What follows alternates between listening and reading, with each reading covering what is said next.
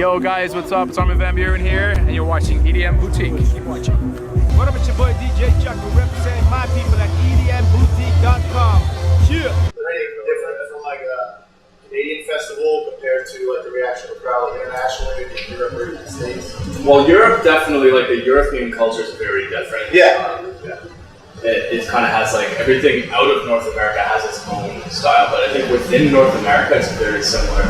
You know, the States and Canada are very similar. We find the bigger differences are like between the West Coast and the East Coast versus Canada and US. He's from Cali. Cali, yeah, Philly, big difference. It's crazy. It's like two different worlds. So you're set tonight. You guys plan on previewing any new tracks that you haven't played before? We're gonna anything special for us? We'll put out some ideas out there. We're definitely gonna play a set that's way heavier than we normally do. So we're kind of finding a passion for that bass. Our sets of recent late have been really showcasing all the heavy stuff we found. Yeah. Shake this trailer more like It's gonna be straight up. Here by the time. You guys started out in like a metal pop punk hardcore band, right? That's how you guys. Yeah, it started off as like a metalcore band. Okay. I dig it. I used to listen to metal all the time. Yeah. I mean, we still do. We still listen to a lot of that stuff. 4 years strong area. That's like a really obscure band, but More like Asking Alexandria, War Osiris. Yep. Veil of Eye, one of my favorite bands. So how does that background in that metal hardcore how does that like really influence the music you guys are creating? I think it was precisely that background that got us into like dubstep. Okay. Really easily. It was a really smooth transition because of the halftime elements of both. yeah, exactly. There's really easy comparisons that can be made between the drops in like dubstep and like the breakdowns. Hardcore. Yeah. And a lot of our first remixes, it's just that shine. That's all we used to do.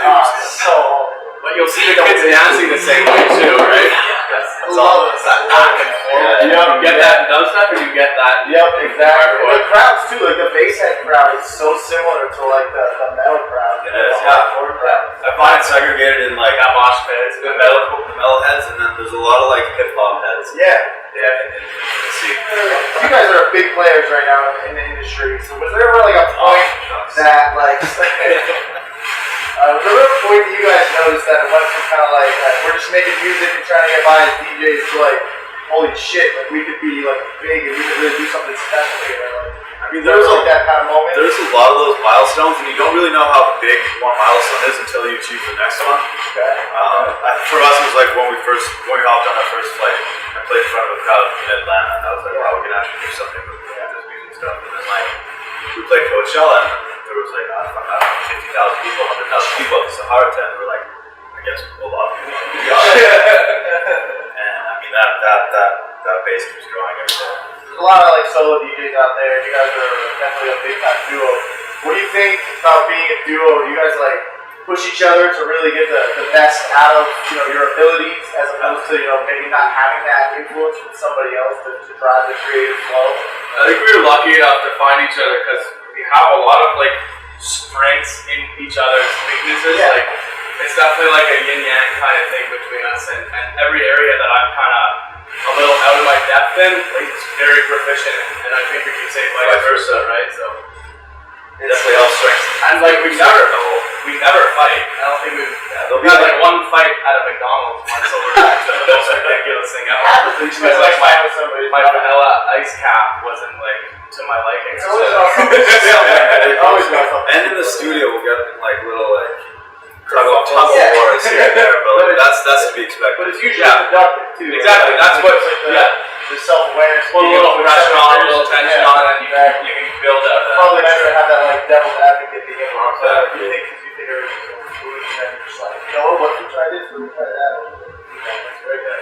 What's coming up? What's going on for 2016? You guys got any big plans for us? We have been sitting on a mountain of music that we're trying to get out there, and every time we're about to get it out, we're like, let's get one more song in this thing. We really want to add that like one more new element, new style. We got a vocal that we really love that we want to put on the album.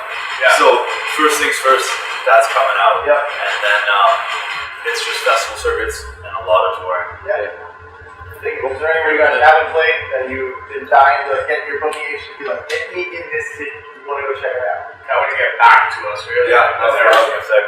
Twice now. It's like one of our favorite places to be, and I think we're going there this year, right? We are. Hopefully. Yeah. Very excited for that. Sydney's, I think, maybe one of my favorite cities in the world. That's all we got for you guys. Thanks for having me. I'm excited for your set. Hope it goes well. So we'll go out there. Thanks.